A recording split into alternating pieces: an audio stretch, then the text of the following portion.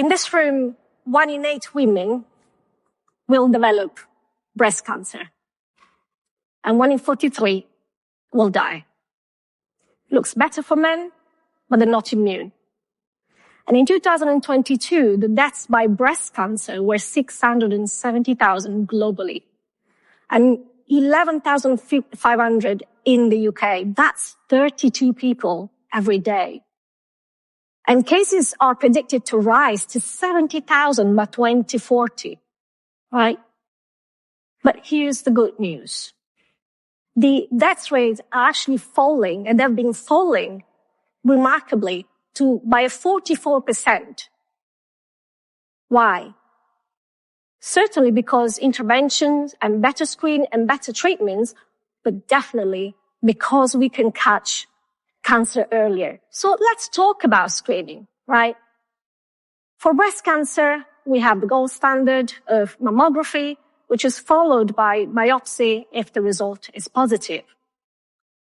And we have the breast screening program that invites women every year after a certain age. But actually the target is 70% nationally, but the uptake can be really low in some areas of the country.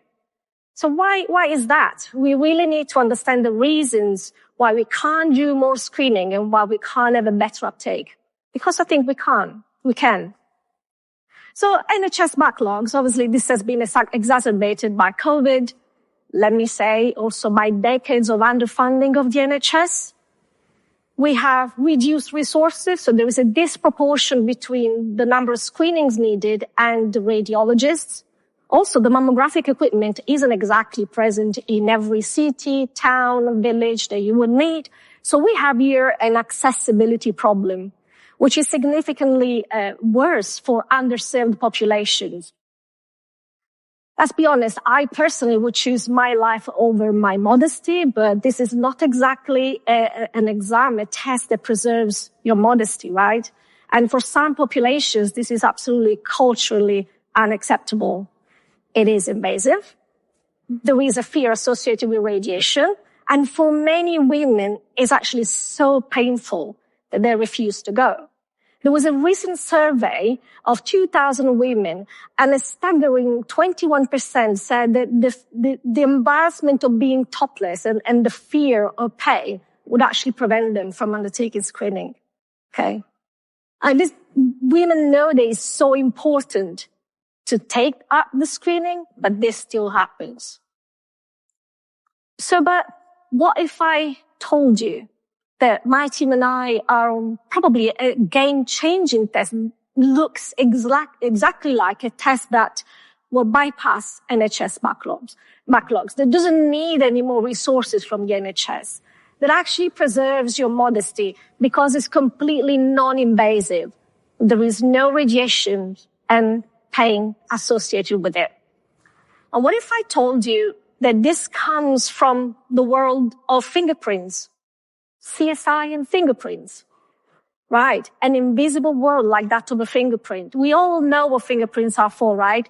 So they used to identify a suspect by comparing the mark that they left at the crime scene with a fingerprint that has been taken upon arrest or from prior convictions, right? So you might tell me, okay, what's got this to do with breast cancer? So bear with me because I need you to rethink what a fingerprint is. And this video helps you to do just that. So this is a close-up of a fingertip, right? And the elevated part of the skins are the ridges. And then you see these little holes there. Those are the sweat pores from which the sweat comes through. And as you're sweating, it's a beautiful formation of sweat there. As soon as you touch a surface, you transfer that sweat onto the surface. And now you transfer it in a rather mesmerizing way. So it's a beautiful pattern of lines.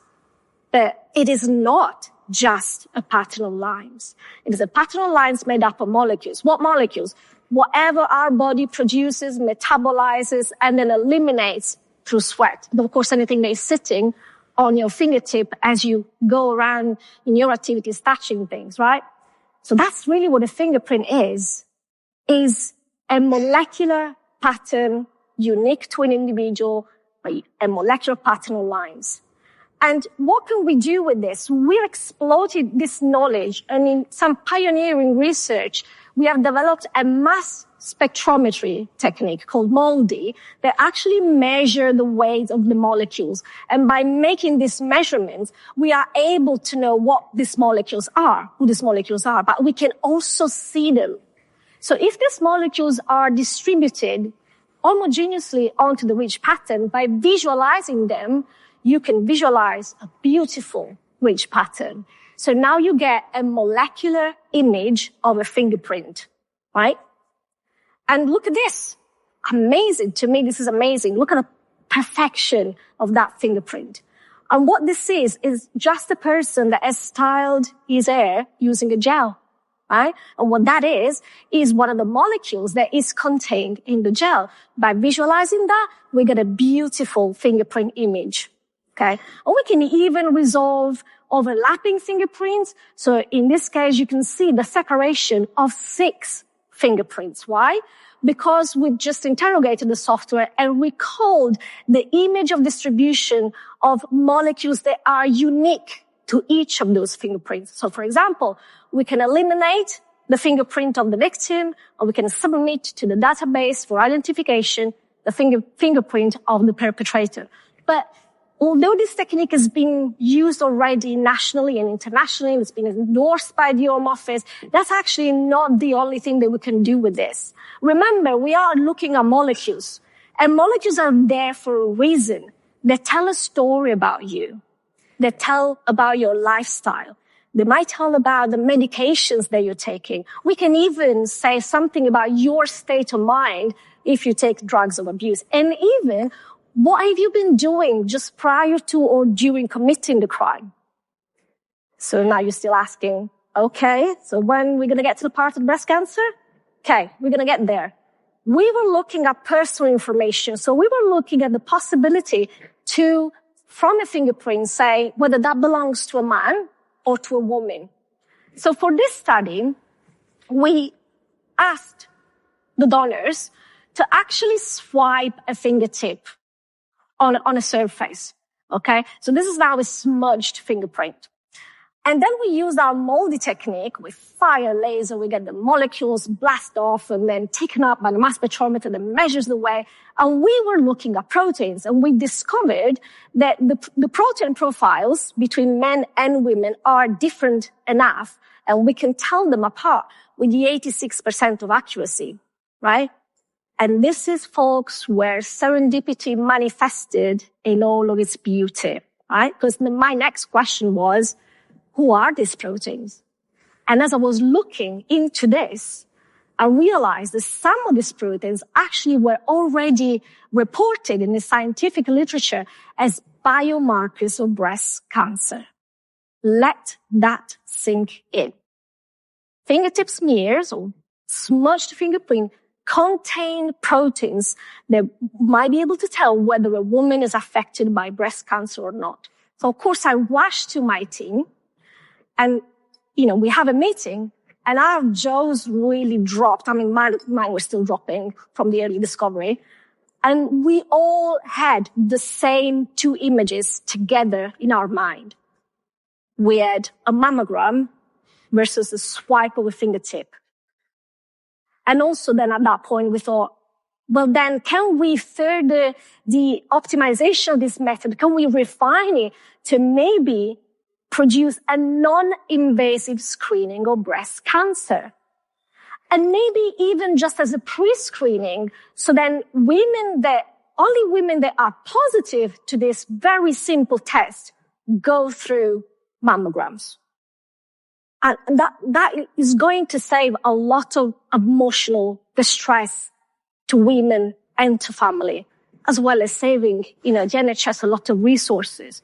So CAR's organization then have actually estimated a cost of £17.5 billion associated to breast cancer interventions, treatment and screening. It's a lot. We can reduce the distress to families, to communities, and we can also reduce this cost. So it took me best part of 6 years, because I was labeled crazy, the best part of 6 years to obtain £45,000 to prove the concept. And we did prove the concept. So with that £45,000, I've also hijacked some of the fundings that I had. But anyway, with those £45,000, we were able to look at 15 women. They gave us 3 different fingerprint smears. We then analyzed these smears in 3 different locations. So we had 135 samples to look at. Simply, they came and did actually this 3 times. 1, 2, 3. That's my sample. Okay, I know it sounds crazy. The sample preparation for us takes about a couple of hours, but the results can be obtained in minutes. And then we trained a machine learning algorithm to recognize the protein patterns coming from women with early breast cancer, benign, and metastatic. Okay? And we found out that we can tell them apart with the 97.8% of accuracy against the 70 to 90% accuracy of a mammogram. And the results are shown here in this confusion matrix. I'm going to try and use the laser. That's the confusion matrix. I don't know why it's called confusion, but it's the confusion matrix. What it tells you there is that of 135 samples, we spotted every time a woman had cancer. So, do you think that a test that will reduce the NHS costs, that bypasses the backlogs, that doesn't require any more resources, that is non-invasive, that is painless, radiation-free, that increases accessibility, because in our vision, we can take this test at the GP practices, even in the comfort of your own home, and then we can ship it COVID style as we used to do. So it really solves the accessibility problem as well. And in doing all this, it obviously increases compliance, and hence it saves lives. And do you think that something like this is not worth the investment, the dedication, the perseverance? I think it is. And I think that this is definitely an idea worth sharing. Thank you very much.